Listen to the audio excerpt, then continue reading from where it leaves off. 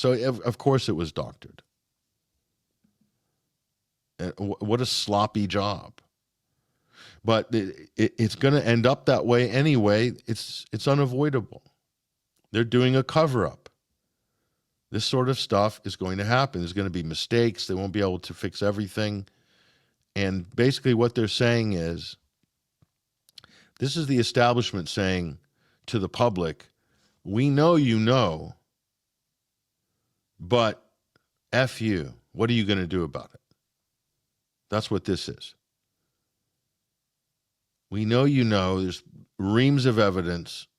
There's flight logs over here, testimonies over here, victims' testimonies, as long as the arm of Wilt Chamberlain. But they're saying, despite all that, F you, Joe Public. What are you going to do about it? And look at the Democrats cowering, quiet. They're not pushing back on this at all. Why? Because this cover-up protects some of the highest-ranking Democrats. So Trump's throwing the Dems a solid here. Bill Clinton's implicated. Bill Richardson's implicated. And many others. Some high-ranking Democrats, big tech lords, Bill Gates. These are the sort of people that are implicated. And although he denies it, Alan Dershowitz is up to his neck in it. He's throwing up all sorts of flotsam and jetsam this week as well, saying, oh, yes, this is a cover-up, this is a cover-up. He was Epstein's attorney. So he's throwing up misdirection, trying to basically save his ass, which is what Dershowitz ultimately cares about at the end of the day, that and Israel. So Pam Bondi, interesting. Where did she come from? And why did she arrive in the Attorney General's position? Well, we'll tell you how she arrived in the next segment, because it's a very interesting story. But you can't deny the fact Trump is saying, oh, I never knew the guy. I never knew. He was a creep. I didn't know him. Here he is, 2000, Mar-a-Lago. We have so much footage of Trump with Epstein. We don't have time to show it all. He knew him very well. He said he was a terrific guy. And now he says he's a creep. So we'll play you a video file of Trump was just asked about Epstein recently. We'll play you this video file because it's interesting. Watch this and listen closely. He's being asked point blank. Sure. Your memo and release yesterday on Jeffrey Epstein, it left some lingering mysteries. One of the biggest ones is whether he ever worked for an American or foreign intelligence agency. The former Labor Secretary, who was Miami U.S. Attorney Alex Costa, he allegedly said that he did work for an intelligence agency. So could you resolve whether or not he did? And also, could you say why there was a minute missing from the jailhouse tape? Yeah, sure. Could I just interrupt for 1 second? Are you still talking about Jeffrey Epstein? This guy's been talked about for years. You're asking, we have Texas, we have this, we have all of the things. See, Trump is gaslighting here.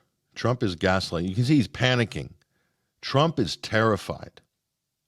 He's terrified.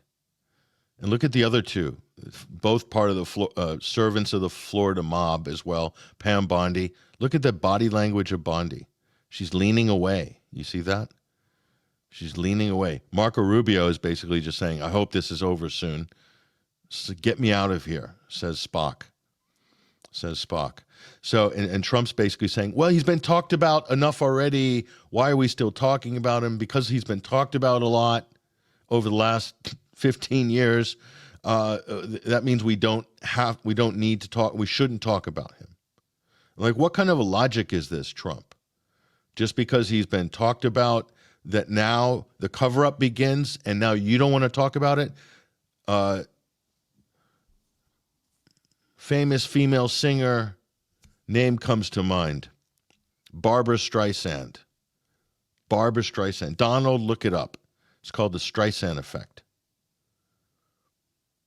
You are trying to cover this up and you're doing such a piss-poor job of it. And MAGA is fracturing because of what you're doing here, because you have painted yourself into an awful corner with your Israeli friends and family. Okay, that's the problem. You allowed a foreign government to take over. There's a word for that, but we won't say that on air. Let's continue. And are people still talking about this guy, this creep? That is unbelievable. Do you want to waste the time, and do you feel like answering? I don't mind answering. I mean, I can't believe you're asking a question on Epstein at a time like this, where we're having some of the greatest success and also tragedy with what happened in Texas. It just seems like a desecration, but you go ahead. A desecration. I mean, Trump does have a way with words, especially when he's caught. When he's caught out, he basically panics and throws up some of the stupidest things you've ever seen. So, I mean, this is just beyond embarrassing. So he knew Jeff very well, and he knew Jeff Epstein for a very long time. So they were acquaintances. They probably had overlap in terms of financial business, I'm sure. So, I mean, for him to say that is just completely disingenuous. But party show. Let's. This is 1992. 1992. This is back when Jeff was in his prime, and Donald was a bit of a man about town. Donald Trump was a man about town. It's interesting, the stuff that's emerging now. Of a Mar-a-Lago party shows Trump giving Epstein his personal attention. The footage, shot in November of 1992, before Trump opened the resort as a club, shows the future president surrounded by cheerleaders for the Buffalo Bills and Miami Dolphins, capturing Trump's fun-loving bachelor lifestyle for an appearance on Faith Daniels' NBC talk show. We're going to get great ratings in your show. Trump is surrounded by women as music blares in the background. After a while, Trump goes to greet 3 new guests, among them the financier Jeffrey Epstein. Come on in. Go inside. More than a decade before his guilty plea on state prostitution charges. Later in the footage, Trump is seen talking to Epstein and another man as women are dancing in front